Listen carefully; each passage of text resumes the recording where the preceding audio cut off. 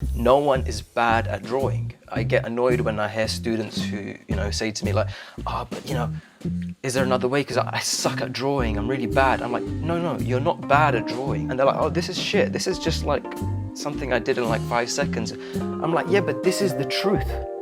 This is where the honesty lies in your project. But if you want me to post-rationalize and talk about stuff, I can easily do that too. And say, oh, these are ways of exploring the structural, the combinations of blah, blah, blah, That's the fun of architecture. As architects, we are all introduced to sketching, especially in our early academic years. A lot of us in recent times have moved away from sketching. So naturally, we might ask, what relevance does it hold in our industry today? And what to do if you're not good at sketching? Welcome to Blessedarch, and today on this channel we have with us Hamza Shaikh. He is an architect and a content creator. With him, we will explore sketching in architecture and also look at some of his sketches and try to get the concepts and the techniques behind them. So without further wait, let's go and meet Hamza. Hey Hamza, it's great to connect with you. Great to have you on my channel today. I have been following your profile and I've been seeing so much of your content, especially a lot of your sketches that you create. And I was so in love with, the just the concepts, the techniques, everything that you put out there. And I really wanted to have you here and sort of discuss them with you. So it's great to have you here. Oh man, no, thanks for having me. There's so much I admire about your work, so equally, everything you say to me, I say to you. Thank you so much. All right, so before we dive deeper into your sketches and your work specifically, I wanted to talk about sketching and drawing in general.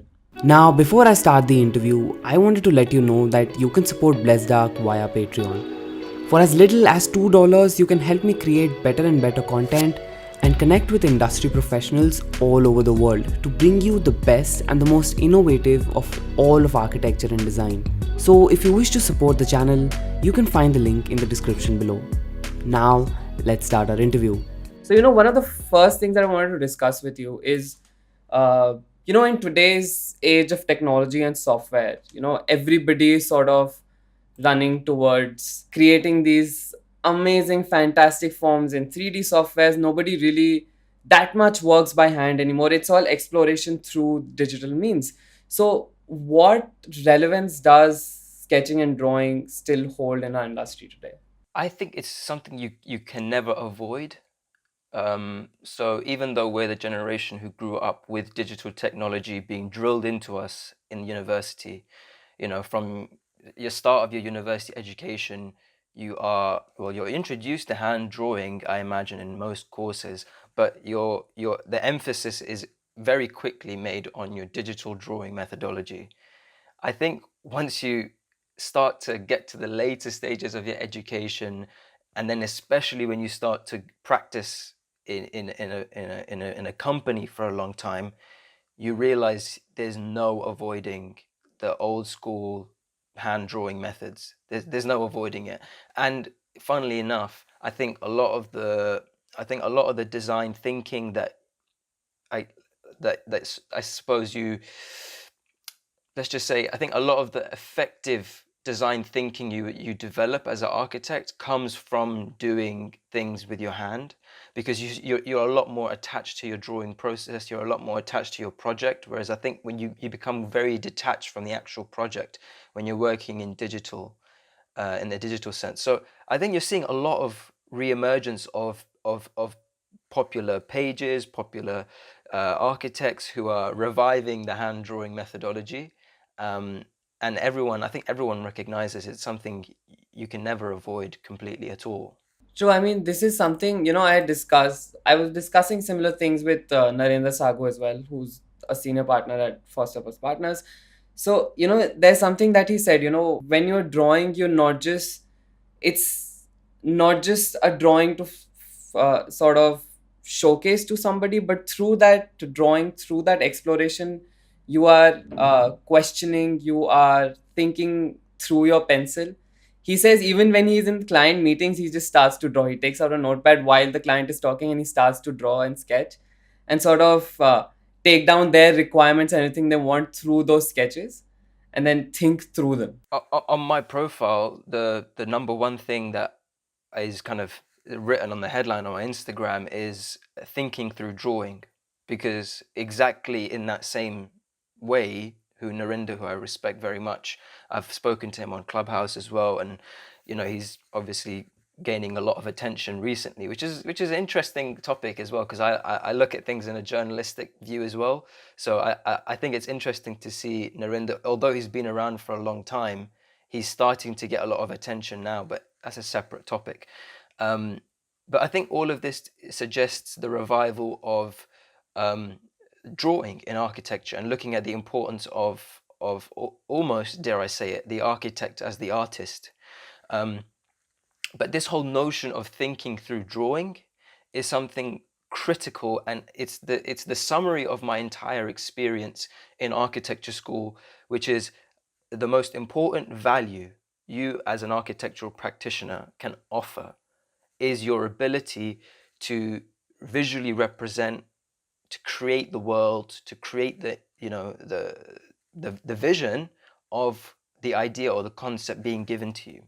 And so that crucial skill, I say it's the most honest way of getting an idea down into a visual representation is through hand drawing. So back to the earlier point of why I think hand drawing is something no one can ever ignore, and you can't run away from it, is because the most honest way of representing your idea is by holding something, an object which has the capacity to leave a mark, whether you're in a cave and you're using a stone, or whether you're in Foster's and Partners using a rotring pen, you're still making a mark.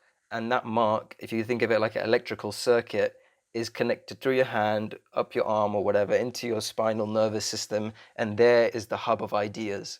So in terms of the distance to getting from idea to paper, it's the shortest distance, it's the least disturbed distance. Once you start translating that, your nervous system, into your mouse, and you start pressing the computer buttons and you're going through that ecosystem, the drawing becomes skewed. The drawing becomes interpreted by other software and other intelligent systems. So the only way you're going to get a true idea down on paper is by grabbing something with your hand and making a mark. And that's another reason why, another thing I always say to people is, no one is bad at drawing. I get annoyed when I hear students who say to me like, but is there another way, because I suck at drawing, I'm really bad. I'm like, no, you're not bad at drawing. It's just a form of communication, and I see people, and I've done crits on my own YouTube channel with some students who they're showing me their sketches and they're trying to go through it quickly, and I'm like, no, go back to your sketch. And they're like, oh, this is shit, this is just like something I did in like 5 seconds. I'm like, yeah, but this is the truth. This is where the honesty lies in your project, and I can read your drawing and tell exactly what your intentions were. So yeah, that's the way I kind of look at it. And I think Narinder is a great example of, he's an example of how today in society, I think people are recognizing this more so. We've gone through the whole digital food poisoning process, and now I think we're coming back to realizing the power and magic of drawing. So, I mean, it was an incredible way to put it, talking about the shortest distance is through that, pen or something that you pick up and quickly leave a mark. And then you brought up the point of being bad at drawing. This is one of the things I wanted to ask you, is because I was also not great at uh, drawing or sketching per se in architecture school.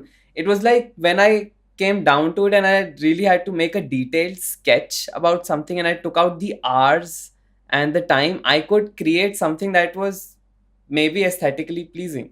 But in my when I make my quick sketches in my sketchbooks, they were not that great. And that is why I think with that, I sort of went away from sketching and drawing, because the final product that came out through those sketches were not that great. Yeah, what would be your advice to somebody in that stage? I would say to you, first of all, there's no such thing as being bad at drawing. I think it's a nice catchphrase and it makes people feel good, but the truth of it is, yes, in some ways you can be bad at doing a particular drawing, but if that drawing is a specific technique and it needs to be done in a certain way, then you obviously you can be bad at that. So if somebody's trying to draw a perspective of a building, and it has to be a 2-point perspective. You have to be able to get the realism of people walking, and the client's brief says, I want you to be able to fix into this drawing vibrant colors, and it has to match a realistic view.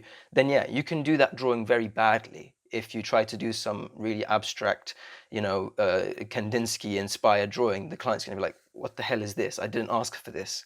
Yeah, but my point of you're not bad, nobody's bad at drawing, is to do with the aspect of concept and idea generation. So the drawings that you use to generate ideas, and to kind of the things that Narinder was talking about probably as well, which was to do with, you're in that concept phase. You're in the part of your drawing process where you're trying to think about an idea that the client has given you, or you're trying to think about forms, or you're trying to think about the essence of a space.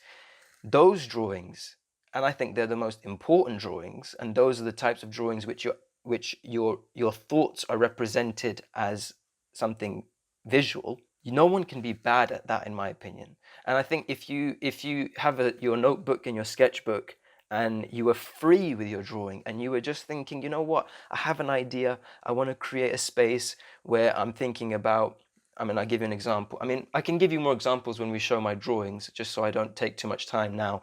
But the whole concept of representing your thoughts as drawings, that's the aspect I think nobody can be bad at.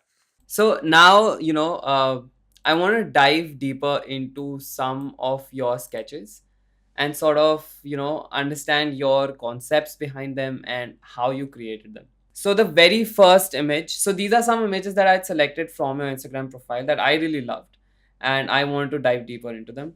So let's go to the first one where we have these different radial patterns. So talk to me about what it is and what was your thought process in creating it. Like I said to you, I treat a lot of my deliverables from my university project as like my workshop studio material. So I don't look at this stuff as like, oh, here is the final deadline, here's the final thing, throw it away. It's like I spent so much time sculpting, designing, creating this 3D model. I'm not going to throw it away. This thing has the artistic capacity to do so much more than just my final submission. So I keep it. And at the end of my submission, and actually this ended up being the front cover of my portfolio for that project, because a front cover should give a kind of emotive and artistic view of your entire project. So that's another point to emphasize as well. Like by you doing artistic explorations of your architectural work, it can become very useful for many things.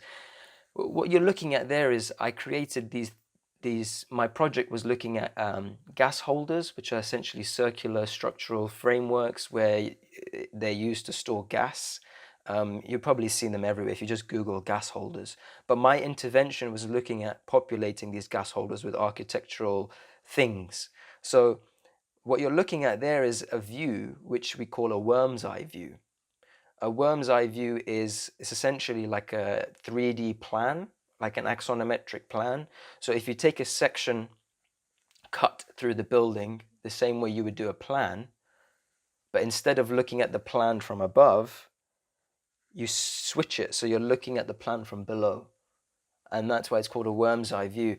It was used quite a long time ago, much more often by classical architects, to kind of express the structure and to look at the kind of the beautiful symmetry of a building. And my project had a classical element to it, in the sense that it was using this symmetrical element. So it it's just a beautiful way of getting a whole new view of your built intervention that's atypical to a simple plan or a section or elevation. Anyway, I did worm's eye views of all of my interventions, my architectural buildings, if you like, and exported them as line drawings, and then I just started having fun with them on Photoshop, and it was a matter of moving them around and finding the right composition. So I will admit to you, much of this exercise is just a way of me exploring the artistic composition possible, and many people would have strong views about that. But for me, it's such an important process because it captures the identity and the character of your project in a beautiful way. So I don't shy away from looking at things strictly as aesthetic works of composition. But if you want me to post rationalize and talk about stuff, I can easily do that too, and say, oh, these are ways of exploring the structural, the combinations of blah blah blah. That's the fun of architecture. All right. So, moving on to the next one. I was highly inspired by a close friend of mine called Clement Luke Laurencio, who I highly recommend you go and look at his drawings. He's a young guy, similar stage to me and you, and he's no doubt he's going to become a star. He's already becoming a star. He won the World Architecture Drawing Prize that Make also sponsors, and he does these strictly hand drawn masterpieces.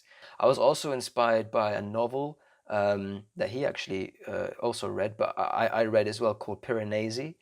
Highly recommend if anyone's looking for a really fun fictional book to read that will just make your architectural brain kind of tingle, and it's so fun and such an amazing world that's created. Go read Piranesi by Susanna Clark.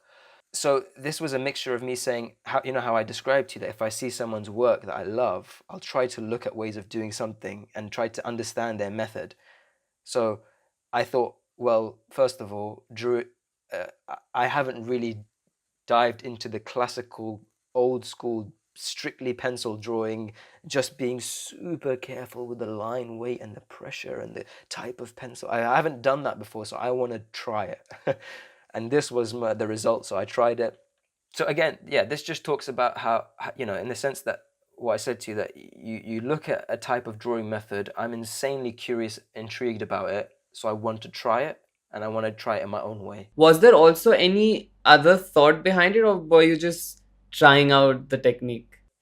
No, no, there is a deep thought there. And if you know about the concept of Piranesi, you might be able to get it. But the book, this is inherently based on me looking at one of the main concepts in this book, which was the idea of um, these interlinked worlds that were for some reason represented in this beautiful kind of classical. There's also an architect, I believe, or an artist called Piranesi, who the whole world is inspired from, and it's just this endless labyrinth of classical vaults and tunnels, and it's just a beautiful book, man. You have to read it and try to understand and picture the world. And there's drawings of the world depicted by artists as well. So I was taking those elements of, these vaulted tunnels and amazing arches, and then looking at how those worlds might be interlinked with these weird squiggles. So looking at thresholds and looking at expressing that quality of space, was the aim of this drawing. It looks beautiful, and also I'll put the book on my list for sure. The next one I really wanted to sort of talk about is the one with the Big Ben. So, talk to me about this particular sketch. What was the thought process, and what are you trying to do here? I love to explore parasitic architectural interventions. And what I mean by that is like looking at the way certain elements can graft onto other elements. Um, and so I often do this where I look at a famous building, or I look at something, a well-known piece of architecture, and I think, what if we uh, you know, completely destroyed the architectural idea there and threw on some crazy architectural graft, um, just because it's a question, and I think this comes back to the deeper values of architectural thinking, and what I've always heard from very successful people, and Narendra Sagu probably mentioned this in some ways. I've heard him talk about it too, but I've heard it from many people, successful too, who say you through your drawing you need to be asking questions. Through your projects you need to be asking questions. Some people ask, how can I do a good drawing? Ask a good question. Ask a good question and try to answer it through the drawing. So for me, I'm constantly asking this question of, what if? and that's a good place to start with the question, what if? Yeah, what if we just completely threw on some crazy architectural, almost in this, sacrilegious way, threw on some architectural intervention and destroyed someone's architectural concept, like in this case where you throw on this architectural graft onto the Big Ben, and just look at what it could open up for architectural conversation, look at what it could open up for architectural ideas. And therefore I use drawings like this to kind of explore those crazy ideas. And so this is literally, I took a picture of Big Ben, and or maybe this was an existing photograph of Big Ben, and then just started to bring it into Procreate and started to draw what I thought worked in this composition. Something that again, this is a very instinct. I'm struggling to explain it because in the same way as the previous drawing, it's very instinctive to me. I've done one on the shard as well, but like if I take a picture of something, I can instantly look at it and think, okay, where would I want the parasitic thing to be? Probably because I've done it so much for fun, and now it's just instinctive. So yeah, that's how I describe that one. I hate the thought. I hate even the times I have done it on very rare occasions. I hate the idea of drawing as if it's an academic task, or as if it's it's something that's not to be fun and playful. People don't usually say, I'm bad at speaking. I mean, yeah, okay, you can be bad at public speaking because it's a prescribed form of speaking. You can be bad at giving a lecture, academic lecture, because that's a prescribed way of speaking. But speak, just speak. There's no straight lines and rectangles and squares. It's very Gaudi-esque in the sense it's curved and bespoke and organic. So yeah, I think with that we've come to the end of the sketches and the drawings that I wanted to discuss with you. And yeah, thank you so much for taking out the time and explaining your work, explaining your process, and giving us so much amazing advice through your journey. Thanks, man. No, I really appreciate it, and I have no shame, so I'm gonna plug. Go check out my YouTube channel if you can. Yes, do check out his channel, guys. There's some amazing conversations there. I've seen some of your videos. You create videos on some amazing topics that people genuinely are curious about and think about throughout their journey as well. Yeah, thanks. I think even on these topics of like doing drawing tutorials and trying to like, I reveal a lot of the processes of these drawings. I even brought on the Bartlett Medal Award winner from one of the previous years, Eric Wong, who's now doing insane things with his architecture education. So all those drawings that I think people are very curious about, they're confused about. When I left architecture school, I made it my mission to say, look, we need to reveal this, we need to share that information. So my YouTube channel is kind of dedicated to kind of revealing these drawing processes and many other things. But yeah, no, man, thanks so much for having me. I hope to get you onto my channel so we can learn your story, because you're doing insane things. And I think you guys are all blessed to be part of the Blessedarch family, because the content that Rasad's giving you guys is extremely valuable. And that was it, you guys. That was my video with Hamza. If you liked it, let me know in the comments below. Don't forget to like, to share, and to subscribe to Blessedarch. You can find the rest of this conversation on Patreon. The link is in the description below. I will see you guys soon with more such content. Until then, bye bye.